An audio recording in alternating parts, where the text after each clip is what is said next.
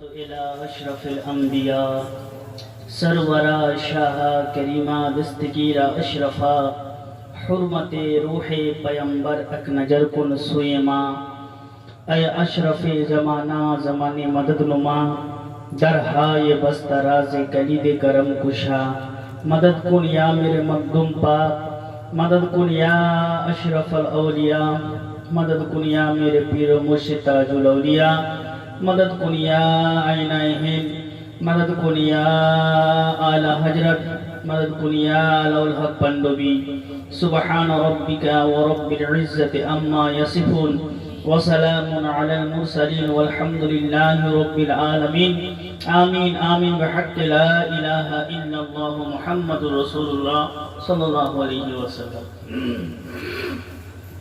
الحمد لله نحمده ونستعينه ونستغفره ونؤمن به ونتوكل عليه ونعوذ بالله من شرور أنفسنا ومن سيئات أعمالنا من يهده الله فلا مضل له ومن يضلله فلا هادي له ونشهد أن سيدنا وحبيبنا وطبيبنا وقلوبنا ومولانا محمدا عبده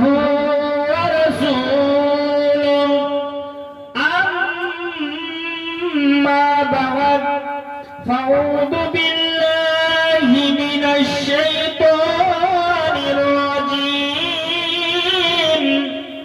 بسم الله الرحمن الرحيم قد جاءكم من الله نور وكتاب مبين صدق الله وصدق رسوله النبي الأمين المتين الكريم ونحن على ذلك لمن الشاهدين والشاكرين والحمد لله رب العالمين إن الله وملائكته يصلون على النبي يا أيها الذين آمنوا صلوا عليه وسلموا تسليما كثيرا كثيرا ودائما أبدا أبدا আসি নবী পাক সাল্লাল্লাহু কে হাজির ও নাজির জেনে ঈমানের সাথে উচ্চ কণ্ঠে ভক্তি ভরে আশিকে রাসূলের পরিচয় দিয়ে নবী পাক সাল্লাল্লাহু কে দরুদ শরীফ দিয়ে আমরা ভরে দিই সকলে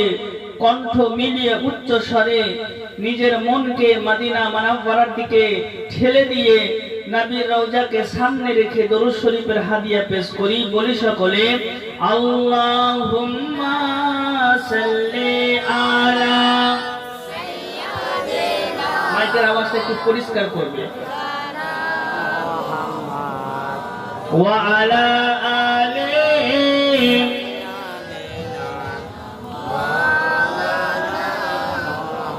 আরো জোরে সরে পড়েন ভক্তি ভরে কেউ যদি একবার দরুদ শরীফ পড়ে এতে লাভ কি আছে শুনে নেন হাদিসটা জীবনী শুনবেন পরে কেউ যদি একবার নবীকে সালাত ও সালাম বা দরুদ শরীফের হাদিয়া দেয় তাহলে আল্লাহর ফেরেশতা হযরতে জিবরাইল আমিন তার দাদার নাম তার বাবার নাম তার দাদির নাম তার আত্মীয় স্বজনের নাম সব কিছুর ঠিকানা বায়োডাটা নবীর দরবারে পেশ করে দিয়েছে যে গড়িয়া নগরের কি বলে আপনার গঙ্গা প্রসাদের মতিউর রহমান বা মতিউল্লাহ সাহেব দরুদ শরীফ পড়েছে তো তার বাবার নাম তার দাদার নাম পূর্বপুরুষের নাম নবীর দরবারে হাজির করে দেয় এর থেকে বড় আর কিছু আছে বলেন একবার দরুদ শরীফ পড়তে গেলে কতটা নেকি আছে আপনি হিসাব করেন নবীর দরবারে সমস্ত কিছু পেশ করে দেয় যে অমুক লোকটা পড়েছে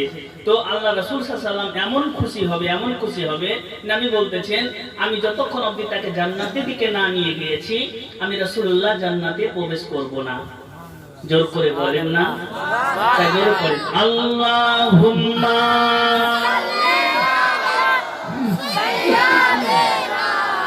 মাওলানা মুহাম্মাদ ওয়া আলা আলি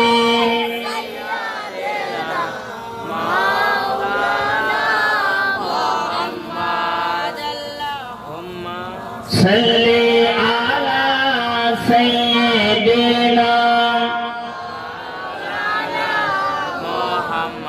ওয়া আলা আলি সাইয়্যিদিনা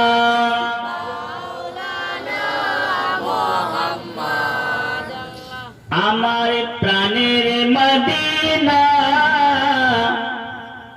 আমার সোনার মদিনা, সবই ভুলবো কিন্তু তোমায় ভুলতে পারবো না। আমার সোনার মদিনা, আমার প্রাণের মদিনা, সবই ভুলবো কিন্তু তোমায় ভুলতে পারবো না। ভুলিনি ভুলবো না, ভুলতে পারি না, ভুলিনি ভুলবো না, ভুলতে পারি না, সবই ভুলবো কিন্তু একা তোমায় ভুলবো না। আমার সোনার মদিনা, আমার প্রাণের মদিনা, সবই ভুলবো কিন্তু তোমায় ভুলতে পারবো না। তারপরে কবি বলতেছেন, সবুজ গম্বুজের নিচে একটু দাঁড়াবো, আমার প্রিয় নবীজিকে সালাম জানাবো। সবুজ গম্বুজের নিচে একটু দাঁড়াবো, আমার প্রিয় নবীজিকে সালাম জানাবো। তাহার প্রেমে পাগল হয়ে, তাহার প্রেমে পাগল হয়ে হলাম দিওয়ানা। আমার সোনার মদিনা, আমার প্রাণের মদিনা, সবই ভুলবো কিন্তু তোমায় ভুলতে পারবো না। তারপরে কবি বলতেছেন, জন্মভূমিতে মন আর যে টিকে না, ডানা থাকলে উড়িয়া যাইতাম সোনার মদিনা। জন্মভূমিতে মন আর যে টিকে না, ডানা থাকলে উড়িয়া যাইতাম সোনার মদিনা। কবুল করো, কবুল করো মোদের দোয়া হে রাব্বানা। আমার প্রাণের মদিনা, আমার সোনার মদিনা, সবই ভুলবো কিন্তু তোমায় ভুলতে পারবো না। বাবাজি ভাইরা, এই আজকের জীবন কাহিনী আপনারা শুনতে পাবেন আমার প্রিয় নবী সাল্লাল্লাহু তাআলা আলাইহি ওয়াসাল্লামের জীবন কাহিনী। আপনাদের গ্রাম গঙ্গা প্রসাদ বরতলা এর কবরস্থান এর উন্নতি কল্পে, কবরস্থানের উন্নতি কল্পে রিয়াজুল মারহুমের স্ত্রী এবং তার ছেলেরা মিলে আজকের জালসার আয়োজন করেছে। এই জালসাটা তার ব্যক্তিগত না, আপনাদের সকলেরই আছে। তিনি আমাকে বললেন যে জালসাতে যত কালেকশন হবে সমস্ত কালেকশন চলে যাবে কবরস্থানে, এর উন্নতি কল্পে, এবং কবরস্থানের যত মাইয়াত শুয়ে আছে সকলের পবিত্র কবর মোবারকে আজকের সওয়াব, 5 রাত্রির সওয়াব আল্লাহ যেন পেশ করে দেয়, হাজির করে দেয়, এবং সকলকে যেন আল্লাহ জান্নাতুল ফিরদৌস নসিব করে। সকলে পড়েন আল্লাহুম্মা আমিন। বাবাজি ভাইরা, আপনারা বহু কাল থেকে জীবনী শুনে আসছেন। মাওলানা মুফতি নঈমুদ্দিন বুলেট রেজভী সাহেবের মুখেও আপনারা জীবনী শুনেছেন, এবং আরো অন্যান্য বক্তার মুখে জীবনী শুনেছেন। তবে আমি একটু জীবনীটা আলাদাভাবে করব, আপনাদের বুঝতে যত সহজ হয়। একটা মানুষের জীবন কাহিনী আমি আপনাদের সম্মুখে তুলে ধরব, কোথা থেকে সৃষ্টি হচ্ছে, একেবারে যেখান থেকে শুরু সেখান থেকেই আমি শুরু করব। আপনারা বুঝতে পারবেন, যতটি লোক এসেছেন আপনারা উঠা বসা করবেন না। আমি আজকে আপনাদের জীবনী শোনাবো, যেখান থেকে জীবনী শুরু, সেখান থেকেই শোনাবো। জীবনের শুরু কোনটা, জীবনের শুরু কোনটা, কাকে নিয়ে শুরু করব, কে এমন লোক ছিল, সে লোকটার নাম কি, যাকে জীবনী, যার জীবনী আমরা গাইবো, তার জীবনীটা শুরু কোথা থেকে হচ্ছে। ইতিহাসকে জিজ্ঞাসা করেন। আশরাফুল মুস্তাফা, কি নাম বললাম? আশরাফুল মুস্তাফা একটা জীবনীর বই, বিশাল মোটা বই, পিওর আরবি ভাষাতে লেখা। সেই কিতাবে লেখা আছে যে সমস্ত সৃষ্টির পূর্বে, সমস্ত সৃষ্টি বলতে মানুষ, জিন, ইনসান, জান্নাত, জাহান্নাম, লৌহ কলম, চাঁদ, সূর্য, জমিন, আসমান, সমস্ত সৃষ্টি, আল্লাহর যত সৃষ্টি আছে, সমস্ত সৃষ্টির 9 লক্ষ বছর পূর্বে, কয় লক্ষ বছর? সবাই কথা বলবেন, ভালো লাগবে। 9 লক্ষ বছর আগে, পূর্বে আল্লাহর নবীর নূরকে খোদা তাআলা সৃষ্টি করলেন। বলুন সুবহানাল্লাহ। কার নূর? জোর করে বলেন, কার নূর? নবী পাকের নূর। তখন নবীর হাত হয়নি, নবীর পা হয়নি, নবীর দৈহিক আকৃতি হয়নি, মানুষের মতো আকৃতি হয়নি। সমস্ত সৃষ্টি, জান্নাত, জাহান্নাম, আপনার জমিন ও আসমান, সমস্ত সৃষ্টির 9 লক্ষ বছর পূর্বে আল্লাহ শুধুমাত্র নিজের নূর দিয়ে তার হাবিবকে সৃষ্টি করে দিলেন। বলুন সুবহানাল্লাহ। সেই নূর খোদার কাছে থাকতে লাগলো সাজদা অবস্থাতে, নূর অবস্থাতেই সাজদা করছেন। আল্লাহ রাব্বুল আলামিনকে বলছেন সুবহানা জাওয়াবিল্লাযী লা ইয়াবখালু, সুবহানাল জাওয়াবিল্লাযী লা ইয়াজালু। আল্লাহর তাসবিহ আদায় করছে কে? নূর। আল্লাহ রাসূল সাল্লাল্লাহু আলাইহি ওয়াসাল্লাম নূর অবস্থায় আছে। আর মাথায় আপনারা পরিষ্কার করেন, না আল্লাহ রাসূল সাল্লাল্লাহু আলাইহি ওয়াসাল্লাম নূর অবস্থায় আছেন। 3 লক্ষ বছর ধরে শুধু তাসবিহ পড়ছেন। বলুন সুবহানাল্লাহ। আরো জোরে বলেন সুবহানাল্লাহ। কয় লক্ষ বছর? 3 লক্ষ বছর। তারপরে সেই নূর মুবারক মুহাম্মদ কায়নাতের ইশারাতে কুদরতে আপনার পানি পানি হয়ে গেল, যেটাকে আরবি ভাষাতে জওহর বলা হয়। কি বলা হয়? জওহর বলা হয়। সেই জওহরকে খোদা তাআলা 10 ভাগে বিভক্ত করে দিল। প্রথম ভাগ দিয়ে জান্নাত, জাহান্নাম, দ্বিতীয় ভাগ দিয়ে আপনার চাঁদকে সৃষ্টি করলেন, তৃতীয় ভাগ দিয়ে আপনার আরশকে সৃষ্টি করলেন, পঞ্চম ভাগ দিয়ে আপনার জমিনকে সৃষ্টি করলেন। এরকম করতে করতে আল্লাহ তাআলা সবই কিছু সৃষ্টি করে দিলেন। বলুন সুবহানাল্লাহ। তো আরশের ব্যাপারে আল্লাহ তাআলা বলছেন, আরশের একটা পিলারকে চতুর্দিক ঘুরতে 500 বছরের রাস্তা। এত বড় আরশ।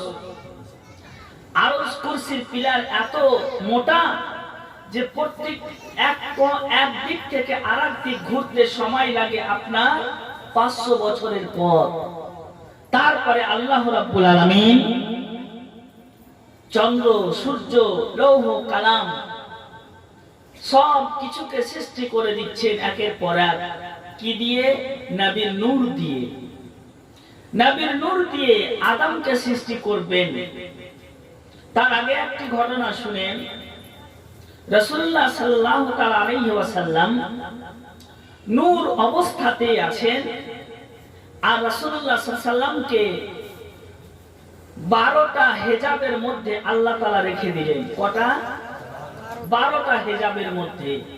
প্রথম নাম্বার হেজাব, হেজাবে আজমত, হেজাবে কুদরত, হেজাবে মঞ্জিলাত, হেজাবে শাফাত, হেজাবে হাইবাত, হেজাবে ইলম, হেজাবে কালাম, এরকম করতে করতে আল্লাহ তাআলা 12টা হেজাবের মধ্যে পর্দার মধ্যে নবীকে রেখে দিলেন। কটা পর্দাতে? 12টা। আচ্ছা, গঙ্গোপসাগরের কাউকে কি 12টা পর্দাতে রাখা হয়েছে? হয়নি। আশা করি কিয়ামতের সকাল অবধি রাখা হবে না। নবীকে 12টা নূরের পর্দাতে রাখলেন। আর 12 রকমের জ্ঞান। নবী যে দুনিয়ার বুকে এসে কারোর কাছে শিখবে না, নবী যে দুনিয়ার কাছে এসে কারোর কাছে শিখবে না, তার জন্য আল্লাহ তাআলা সব কিছুর জ্ঞান নবী পাককে শিখিয়ে দিচ্ছেন। রহমতের জ্ঞান নবীকে দিচ্ছেন, কানাতের জ্ঞান নবীকে দিচ্ছেন, আপনার ইলমের জ্ঞান নবীকে দিচ্ছেন, হাইবাতের জ্ঞান নবীকে দিচ্ছেন। এক কথায় নবীকে সব কিছু দান করে দিলেন। নবীকে আমার দান করে দিচ্ছেন, জান্নাত দান করে দিলেন, জাহান্নাম দান করে দিলেন। এক কথায় জামিন ও জামা, চুরি ও চুরা, বাকিন ও মাকা সব কিছু রাসূলুল্লাহর জন্য হয়ে গেল। রাসূলুল্লাহর জন্য সব কিছু হয়ে গেল। জান্নাতও হয়ে গেল, জামিনও হয়ে গেল, আসমানও হয়ে গেল, চন্দ্র হয়ে গেল, সূর্য হয়ে গেল।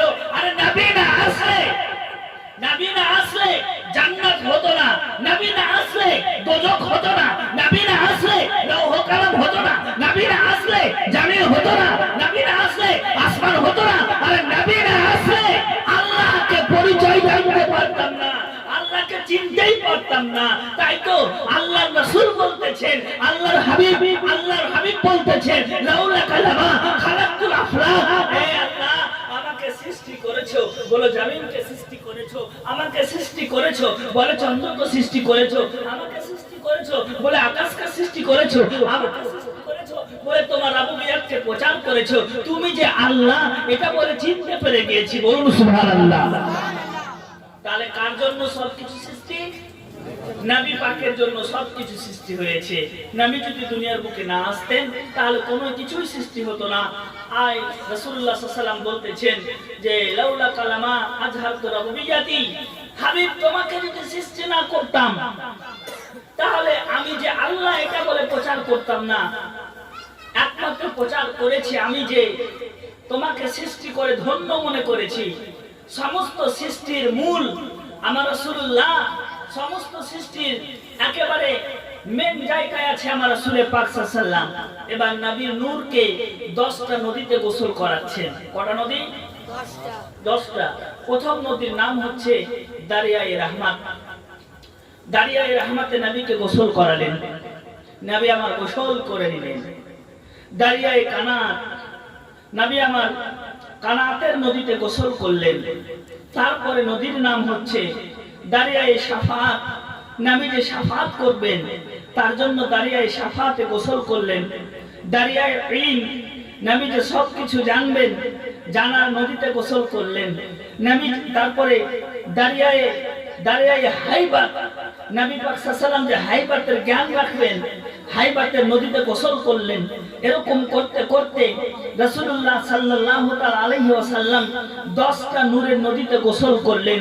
গোসল করার পর একটা রিওয়ায়াতে লেখা আছে রাসূলুল্লাহ সাল্লাল্লাহু আলাইহি ওয়াসাল্লাম চতুর্থ আসমানের নিচে দারিয়ায়ে রাহমাত বলে একটা নদী আছে, বা আরশের নিচে একটা নদী আছে, সেই নদীতে রাসূল সাল্লাল্লাহু আলাইহি ওয়াসাল্লাম গোসল করতে নামলেন। সাদা মুরগের মতন রাসূলুল্লাহ সাঁতার কাটতে লাগলেন, সাঁতার কাটতে লাগলেন। তখন নবী পাক সাল্লাল্লাহু আলাইহি ওয়াসাল্লাম যেমন নদী থেকে উঠলেন, নদী থেকে উঠার পর রাসূলুল্লাহর শরীর দিয়ে আপনার 4120টা পানির ফোঁটা পড়লো। সেই পানির ফোঁটা দিয়ে আপনার মালায়েকাগণকে সৃষ্টি করলেন, আপনার ফেরেশতাগণকে সৃষ্টি করলেন। আল্লাহ রাব্বুল আলামিন তার হাবিবের নূর দিয়ে মালায়েকাগণকেও সৃষ্টি করেছেন। বলুন সুবহানাল্লাহ। সুবহানাল্লাহ। তাহলে কত নবীর দাম আছে হিসাব করেন। নবীর নূর দিয়ে মালায়েকাগণকে সৃষ্টি করেছেন। আল্লাহ গনি, আমার রাসূলুল্লাহ সাল্লাল্লাহু আলাইহি সাল্লামের কত দাম, কত আজমত। তাই তো বেরেলির আকা আলা হযরত মুজাদ্দিদুদ্দিন মিল্লাত বলতেছেন, सबसे औला व आला हमारा नबी, सबसे बाला वाला हमारा नबी, अपने मौला का प्यारा हमारा नबी, दोनों आलम का दुल्हा हमारा नबी। कौन देता है देने को मुंह चाहिए, देने वाला है सच्चा हमारा नबी। कौन देता है देने को मुंह चाहिए, देने वाला है सच्चा हमारा नबी। अरे हाथ जिस समत उठा गनी कर दिया, मौजे बहरे समा हक पे लाखों सलाम। जिसके माथे शफाअत का सेहरा रहा, जिसके माथे शफाअत का सेहरा रहा, उस जबीने सादत पे लाखों सलाम। हाथ जिस सिमत उठा गनी कर दिया, मौजे बहरे समा हक पे लाखों सलाम। আর হযরত বলতেছেন নবীর জন্য সব কিছু হয়ে গেছে, নবী পাকের জন্য সব কিছু হয়েছে।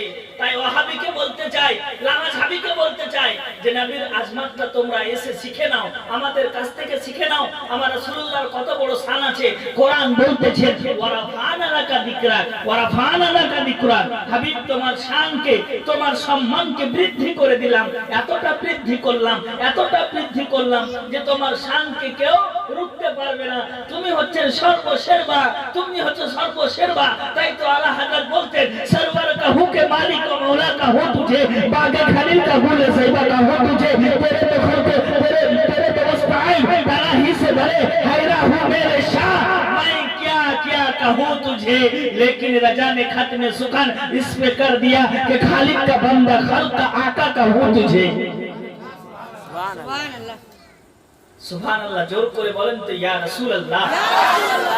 আমরা আহলে সুন্নাতুল জামাত আজকে নবীর জীবন পাক শুনতে এসেছি। তো নবী কটা নদীতে গোসল করলেন? 10টা নদীতে। সেই নূরে মুহাম্মাদি আস্তে আস্তে মুনতাকিল হচ্ছে, হযরতে আদম পেয়ে যাচ্ছে। আদম নবীকে সৃষ্টি করলেন নবীর নূর দিয়ে। আদম আলাইহিস সালাতু তাসলিম দুনিয়ার বুকে আসলেন, এসে সারা পৃথিবীতে বিচরণ করলেন, সারা পৃথিবীতে ঘুরে বেড়ালেন, নিজের আল আওলাদকে সারা পৃথিবীতে জন্ম দিলেন, নিজের আল আওলাদের চতুর্দিকে চর্চা করলেন। আদম আলাইহিস সালাতু তাসলিম, আদম নবীর পরে শেষ নবী তার ছেলে দুনিয়ার বুকে আসলেন। নবীর নূর মোবারক একের পর এক চলে আসছেন। হযরতে জাবিরকে জিজ্ঞেস করা হয়, হযরতে জাবির নবীকে বলতেছেন ইয়া রাসূলুল্লাহ, খোদা তাআলা সর্বপ্রথম কি সৃষ্টি করেছেন? হযরতে জাবির বলতেছেন যে হযরতে জাবিরকে রাসূলুল্লাহ বলতেছেন যে সর্বপ্রথম আল্লাহ তাআলা তোমার হাবিবের নূরকে সৃষ্টি করেছেন, কোনো কিছু সৃষ্টি করেনি। সর্বপ্রথম নবীর নূরকে সৃষ্টি করেছেন। রাসূলুল্লাহ সাল্লাল্লাহু আলাইহি ওয়াসাল্লাম বলতেছেন আউয়ালু মা খালাকাল্লাহু নূরি, আল্লাহ তাআলা আমার নূরকে সর্বপ্রথম সৃষ্টি করেছে। তখন জান্নাত ছিল না, জাহান্নাম ছিল না। বাবাজি ভাইরা, নাম শুনেছেন হযরতে আদম নবী সারা পৃথিবীতে প্রচার হয়ে গেল। আদম নবীর সন্তান হযরতে শীস আলাইহিস সালাম দুনিয়ার বুকে আসলেন, সারা পৃথিবীতে বিচরণ হয়ে গেল। আল্লাহ রাব্বুল আলামিন হযরতে শীস নবীর সন্তানকে দুনিয়ার বুকে বৃদ্ধি করতে লাগলেন। সেই নূর মোবারক মুনতাকিল হতে হতে হযরতে ইব্রাহিম নবী পেয়ে গেলেন। ইব্রাহিম নবীর 3 পুত্র, ইসহাক, তারপরে ইসমাইল, আর একটার নাম হচ্ছে হযরতে কাতুরা, গর্ভ থেকে হয়েছে সেই পুত্র। হযরতে ইসমাইল আলাইহিস সালাতু তাসলিমকে কাবা যে সময় জরাজীর্ণ ভাঙ্গা চূড়ার মতো ছিল, তার পাশে একটা বাবলা গাছ ছিল, সেই গাছের নিচে ইসমাইলকে রেখে আসেন। ঘটনা শুনেছেন আপনারা, আমি সেই দিকে যাচ্ছি না। নবীর জীবন কাহিনীটা যেন তাড়াতাড়ি নিয়ে যেতে পারি, তার জন্য আমি নবী পাক সাল্লাল্লাহু আলাইহি ওয়াসাল্লামের এই দিকে আসছি যে হযরতে ইব্রাহিমের একটা পুত্র, তার পুত্র যার নাম হচ্ছে হযরতে ইসমাইল আলাইহিস সালাতু তাসলিম। ইসমাইল আলাইহিস সালাতু তাসলিমের একটা পুত্র যার নাম হচ্ছে কাইজার। কি নাম বললাম? কাইজার। কাইজারের কয়েকটা পুত্র, যার পৃষ্ঠ দেশ থেকে চলে আসছে হযরতে আদনান। কি আসে? আদনান। নবী পাক সাল্লাল্লাহু আলাইহি ওয়াসাল্লাম যখন নিজের পিঢ়ি গণাতেন, যখন তার পিঢ়ি গণাতেন, তখন বলতেন যে আমি 22টা খানদান থেকে জন্ম নিয়েছি। বলুন সুবহানাল্লাহ। নবীর খানদান কয়টা? 22টা। বুখারী শরীফ 553 পৃষ্ঠাতে লেখা আছে নবী পাক সাল্লাল্লাহু আলাইহি ওয়াসাল্লামের খানদান হচ্ছে 22টা পিঢ়ি। নবী নিজেই গণাচ্ছেন পিঢ়িগুলোর নাম শুনেন। নবী পাক সাল্লাল্লাহু আলাইহি ওয়াসাল্লামের পিতার নাম আব্দুল্লাহ, খুব মন দিয়ে শুনবেন। তার পিতার নাম হচ্ছে আব্দুল মুত্তালিব, তার পিতার নাম হাশিম, তার পিতার নাম আব্দে মুনাফ, তার পিতার নাম কোসাই, তার পিতার নাম কেলাম, তার পিতার নাম মুররা, তার পিতার নাম কাব, তার পিতার নাম লুওয়াইয়া, তার পিতার নাম ফেহের, তার পিতার নাম মালিক, তার পিতার নাম নজর, তার পিতার নাম কেনানা, তার পিতার নাম খোজাইমা, তার পিতার নাম মুদ্রেকা, তার পিতার নাম ইলিয়াস, তার পিতার নাম মুদার, তার পিতার নাম নজর, তার পিতার নাম মাদ, তার পিতার নাম আদনান। মচলকে বলো সুবহানাল্লাহ। নবী আমার 22টা পিঢ়ি গণিয়ে দিলেন। নবী আমার মায়ের দিক থেকে পিঢ়ি গণাচ্ছেন। নবী পাক সাল্লাল্লাহু আলাইহি ওয়াসাল্লামের মায়ের নাম আমেনা, মায়ের নাম আমেনা। তার বাবার নাম হচ্ছে ওয়াহাব, তার বাবার নাম আব্দে মুনাফ, তার বাবার নাম জোহাইর, তার বাবার নাম কেরাম, তার বাবার নাম হচ্ছে মুররা। নবী পাক মায়ের দিক থেকে হাশমি রয়েছে, কুরাইশি রয়েছে, পিতার দিক থেকে মায়ের দিক থেকে হাশমি দুটোই রয়েছে। নবীর শান কি বুঝবা বলেন? মায়ের দিক থেকে কুরাইশি হাশিমি, বাবার দিক থেকে হচ্ছে হাশমি, দুই দিক থেকে রয়েছে, এতে কোনো সন্দেহ নেই। নবী পাক সাল্লাল্লাহু আলাইহি ওয়াসাল্লামের পরদাদা হাশিম, কি নাম? হাশিম। আগন্তুক হাজীদেরকে যখন আসতো বিদেশ থেকে, মুলকে শাম থেকে আপনার রুটিকে ক্রয় করে, রুটি কিনে উটের মাংসের সাথে মিশিয়ে হাজীদেরকে খুব পেট ভরে খিলাতে শুরু করলো, খুব পেট ভরে খিলাতে শুরু করলো। তারপরে হযরতে হাসিম রাদিয়াল্লাহু তাআলা আনহু কত সুন্দর ভাবে নিজের বেটা আপনার মদিনাতে গিয়ে বিয়ে করেছিল, যা গর্ভ থেকে, সালমার গর্ভ থেকে একটা পুত্র জন্ম নিল, যার নাম হচ্ছে শাইবা। কি নাম?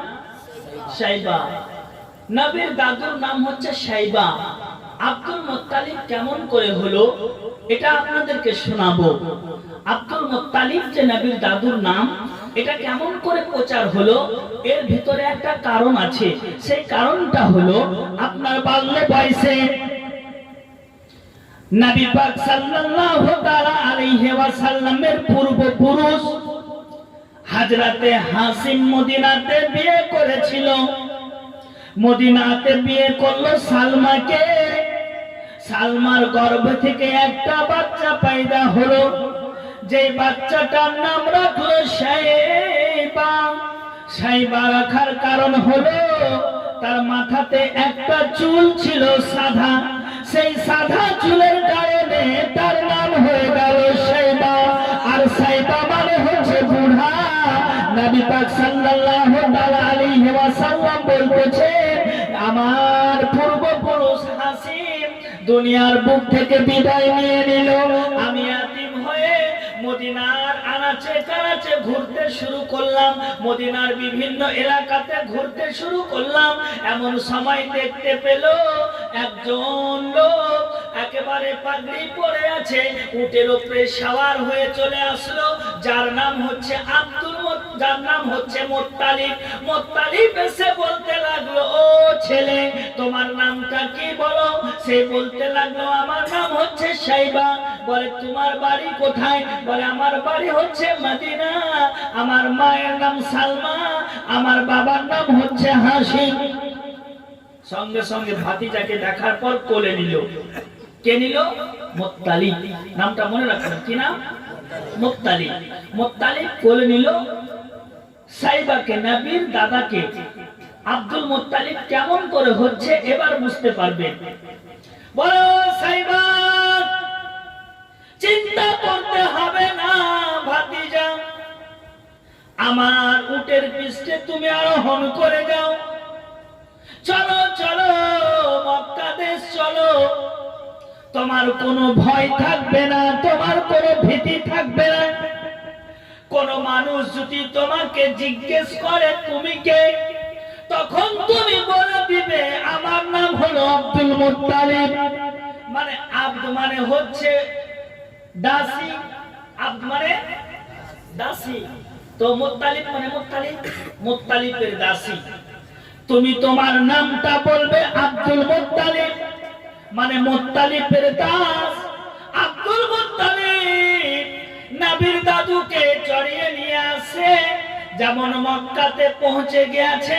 মক্কাবাসীর লোকেরা আমার রাসূলকে, আমার রাসূলের দাদা যান, আমার রাসূলের দাদা যান সাইবাকে দেখার পর সবাই যেন হতভম্ব। ব্যাপার কি, এত সুন্দর নাক নকশা, এত সুন্দর চেহারা, একেবারে পরীর মতন চেহারা, যার পেশানিতে নূরে মুহাম্মাদি চমকাতে ছিল। সেই নূর মুহাম্মাদিকে দেখে আরবের সকল লোকেরা বলতে লাগলো, এ কোনো সামান্য ঘরের লোক নাই, এ হচ্ছে বড় লোকের বেটা, বড় লোকের ঘরে জন্ম নিয়েছে। এই লোকটা খুব সুন্দর আছে, এই লোকটা খুব সুন্দর আছে, কারণ এই লোকের নাসাব থেকে হয়তো নবী জন্ম নিতে পারে। আব্দুল মুত্তালিব এরকম ভাবে পরিচয় দিল যে আমি হচ্ছি মুত্তালিবের দাস, তার জন্য আমার নাম হয়ে গেল আব্দুল মুত্তালিব। তো নবীর দাদুর আসল নাম হচ্ছে শাইবা, কিন্তু এই কারণে তার নাম হচ্ছে আব্দুল মুত্তালিব। আব্দুল মুত্তালিব স্বপ্ন যোগে দেখতেছেন, কি দেখতেছেন? একটা জায়গায় যেন দুটো কাক ঠক্কর মারছে। আল্লাহ তাআলা স্বপ্ন যোগে আব্দুল মুত্তালিবকে জানিয়ে দিল, ও আব্দুল মুত্তালিব শুনে নাও, জেনে নাও, তোমার মাধ্যমে জমজম কূপকে উদ্ধার করতে হবে। কোন কূপ? যোগ করে বলেন, কোন কূপ? জমজম কূপ। জমজম কূপকে উদ্ধার করতে হবে। আল্লাহ তাআলা সঙ্গে সঙ্গে জানিয়ে দিল, ও আব্দুল মুত্তালিব যাও যাও, তাড়াতাড়ি করে চলে যাও, গিয়ে তুমি ওই যেই জায়গাতে কাক ঠক্কর মারছে সেই জায়গাতে গিয়ে তুমি খুঁড়তে শুরু করবে, দেখতে পাবে জমজম বেরিয়ে আসবে। জুরহুম গোত্রের লোক কিছুদিন আগে জমজম কূপটাকে বন্ধ করে দিয়েছিল। সেই কূপটাকে উদ্ধার করতে যাচ্ছেন আব্দুল মুত্তালিব, নবীর দাদু। নবীর দাদু ছিল নেকবাখ লোক। নবীর দাদু এত বড় বিচারক ছিল, আরবের লোকেরা আব্দুল মুত্তালিবকে দেখে ভয় পেত। আব্দুল মুত্তালিবের কথা যদি শুনতো তারা, তাহলে ভয়ে ভীতি হতো। আব্দুল মুত্তালিব জমজম কূপকে উদ্ধার করতে গেছে, তো যেমন যেই জায়গাতে কাক ঠক্কর মারছে সেই জায়গাতে দুটো মূর্তি খাড়ো করা আছে। আরবের লোকেরা আব্দুল মুত্তালিবকে খুঁড়তে দিবে না, বলে মূর্তির মধ্যখানে আব্দুল মুত্তালিব তোমার মাথা কি পাগলা হয়ে গেছে যে তুমি খুঁড়তে এসছো? মূর্তির মধ্যখানে খুঁড়তে দিবে না। আর আব্দুল মুত্তালিব ছাড়বে না, কোদাল নিয়ে খুঁড়তে শুরু করেছে। খুঁড়তে খুঁড়তে খুঁড়তে যেমন একটা পাথরে ঠক্কর লেগেছে, আব্দুল মুত্তালিব খোঁড়া বন্ধ করে দিলেন। বেরিয়ে আসলো সোনার দুটি হরিণ। কি বেরিয়ে আসলো? সোনার দুটি হরিণ বেরিয়ে আসলো। আব্দুল মুত্তালিব বলেছেন, স্বপ্ন যোগে আমি দেখেছিলাম দুটি হরিণের কথা বলেছে, এবার থেকে আমি আর খুঁড়তে ভিতরে শুরু করব। যেমন আরো শুরু করেছে ভিতরে খুঁড়তে, তো দেখতে পেল বড় বড় তলোয়ার, বড় বড় লাঠি, আপনার খঞ্জর গুলো বেরিয়ে আসে। আব্দুল মুত্তালিবের বিশ্বাস হয়ে গেল যে এই জায়গাতে জমজম কূপ আছে। জমজম কূপকে উদ্ধার করার জন্য তিনি নাজার মেনে নিলেন যে আল্লাহ, আমার যদি সন্তান 12টা সন্তান হয় তাহলে খোদা তোমার রাহে একটা কুরবান করে দিবে। বলুন সুবহানাল্লাহ। হারিসকে নিয়ে সেই কূপটাকে উদ্ধার করে দিলেন, জমজম কূপকে খনন করলেন, পুনরায় সেই পানিটা নিজেও পান করলেন, দেশের লোকেরা পানি পান করছে, এত সুন্দর কূপ আব্দুল মুত্তালিবের নাম ডাক চতুর্দিকে ছড়িয়ে গেল, সারা এলাকাতে ছড়িয়ে গেল যে আব্দুল মুত্তালিব জমজম কূপকে খুঁড়ে বের করতে পেরেছে। আল্লাহ তাআলা তাকে স্বপ্নযোগে দেখিয়েছিল, আব্দুল মুত্তালিব তোমাকে সেই কূপটা বের করতেই হবে, তুমি যদি বের করতে না পারো তাহলে পৃথিবীর কোনো লোক পারবে না। আব্দুল মুত্তালিব বলতে লাগলেন, আল্লাহ আমি কেমন করে কূপটাকে খুঁড়বো? বলে তুমি এমন করেই খুঁড়বে যেমন ভাবে কাক সেই জায়গাতে ঠক্কর মারবে, তুমি বুঝতে পারবে যে অবশ্যই সেই জায়গাতে কূপ আছে। সেই কূপের জায়গাতে তুমি খুঁড়তে শুরু করবে, দেখতে পাবে তুমি সেই জমজম কূপের আগমন পেয়ে যাবে, সে জমজম কূপ থেকে বের হয়ে যাবে, সে জমজম কূপটা পুনরায় বেরিয়ে যাবে। আমার রাসূলুল্লাহর দাদুজান আব্দুল মুত্তালিব কূপটাকে বের করে নিলেন, বলুন সুবহানাল্লাহ। এবার স্বপ্ন যোগে দেখছে, আল্লাহ তাআলা বলতেছেন, আব্দুল মুত্তালিব তুমি তো স্বপ্ন যোগে কূপ এর খবর পেয়ে কূপকে উদ্ধার করলে, তুমি তো একটা নজর মেনেছো, তুমি তো একটা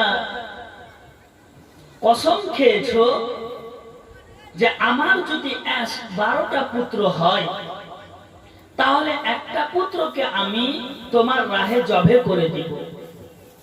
লটারি করতে লাগলো, কোনটা পুত্র বলেনি যে ছোট না বড়। লটারি করার পর যেমন লটারি করছে আব্দুল্লাহর নাম বেরিয়ে আসছে। কার নাম? যেমন লটারি করছে, লটারি বুঝেন তো না? লটারি বুঝেন তো? লটারি যেমন করছে আব্দুল্লাহর নামটা বেরিয়ে আসছে।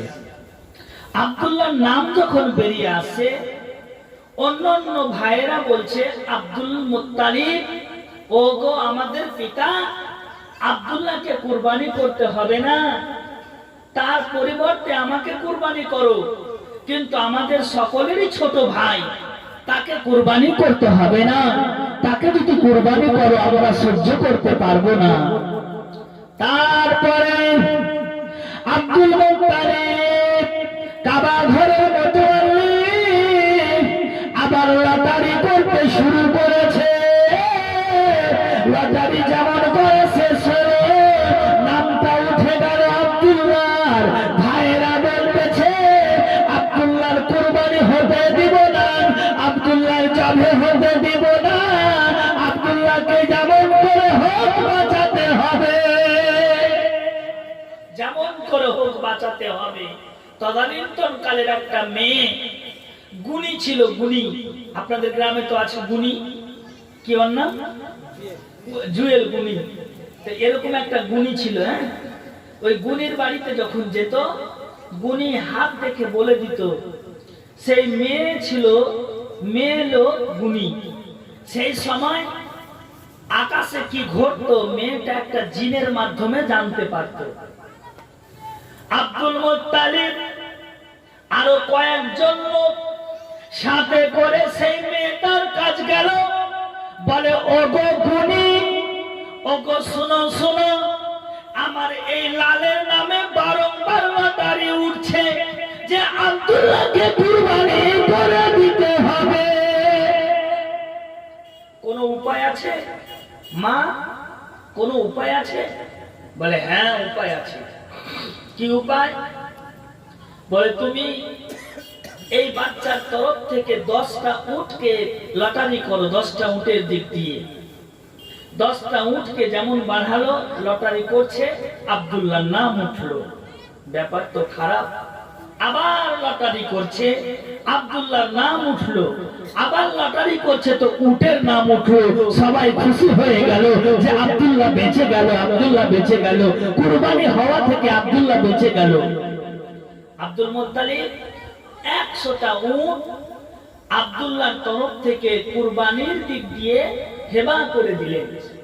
আব্দুল মুত্তালিব 100টা উটকে জবে করে মানুষকে বেটে দিলেন এবং পক্ষী পাখিদেরকে খাইয়ে দিলেন।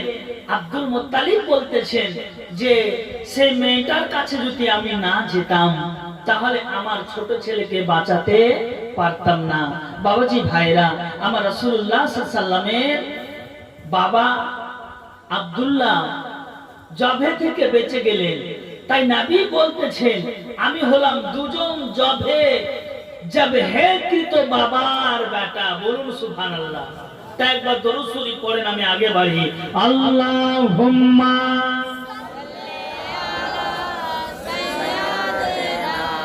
মাওলানা মুহাম্মাদ ওয়া আলা আলিহি।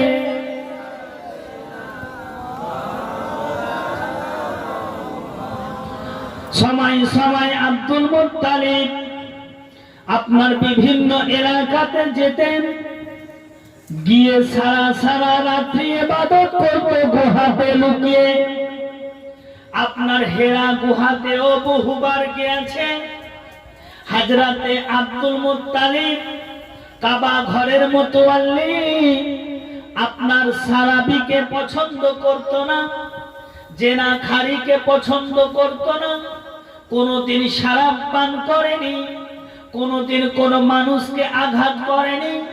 আব্দুল মুত্তালিব সোজা পথে থেকেছে, যেই পথটা হচ্ছে ইহদিনাস সিরাতাল মুস্তাকিম। যে সোজা পথে আব্দুল মুত্তালিব থেকেছে। আব্দুল মুত্তালিব একদিন দেখতে পেল যে কাবা ঘরকে ভাঙার জন্য আব্রাহা বাদশা নিজের হাতিকে এবং মাহমুদ নামে একটা হাতির পিঠে চড়ে আর সৈন্য দলকে সাথে করে নিয়ে আসতে লাগলো কাবা ঘরকে ভেঙে ফেলার জন্য।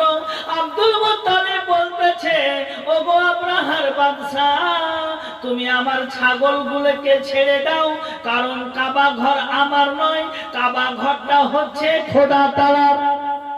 কাবা ঘরকে বাঁচাবে খোদা তাআলা, আমার তো কাবা ঘর নয়। আল্লাহ সেই ঘরটাকে বাঁচিয়ে নিবে। ও আব্রাহার বাদশা, তুমি 200টা বকরি আমার ধরেছো। একটা রিওয়ায়াতে লেখা আছে 400 উটকে তুমি গ্রেফতার করেছো। 400 উটটাকে তুমি ছেড়ে দাও, ছেড়ে দাও। যতক্ষণ অবধি তুমি না ছাড়বে আমি তোমার সাথ থেকে, তোমার কাছ থেকে যাব না।